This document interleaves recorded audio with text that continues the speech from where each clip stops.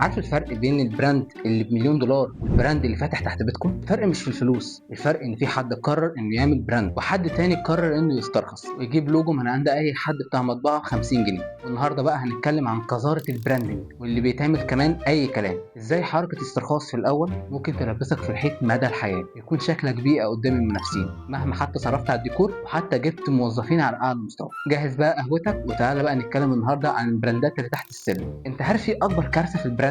هو ان صاحب الشغل بيروح اي مكتب دعايه واعلان تحت السلم، اعمل لي اي لوجو كده في السريع ومعاه كوبايه الشاي طبعا بتاع المطبعه، او اي واحد ديزاينر لسه متخرج يفتح موقع فريبك وياخد اي ايكون ويحط جنبها اي فونت كوميك سنس ومبروك كده بقى عندك براند. هو انت فاكر كده انك انت وفرت؟ الحقيقه بقى انك انت عملت جريمه بصريه. البراندنج عمره ما كان صوره حلوه، البراندنج هو رساله. لما تعمل براندنج اي كلام انت كده بتقول للكلاينت بتاعك انا واحد مش مهتم بالتفاصيل، فاسترخص فيها براحتك. وساعات كمان بشوف براندات او بعض العملاء عايزين يحطوا كل حاجه في اللوجو، مثلا محل شاورما يحط سيخ شاورما وفرخه ولحمه وعلم الدوله واسم صاحب المحل. ده كده مش براندنج، ده كده طبق فتح. لكن بقى الديزاينر القوي بجد او البراندنج القوي تقدر ترسمه على الرمله بصباعك في اقل من ثانيه، زي مثلا علامه ابل او نايك. وانا هنا مش بتكلم عن اللوجو، لا انا بتكلم عن الستايل براندنج نفسه، لان البساطه هي اللي بتعيش. والعك والزحمه اللي احنا بنشوفه في البراندنج ده ما اسموش براندنج، ده كده شغل مهرجانات ما بيكملش شهرين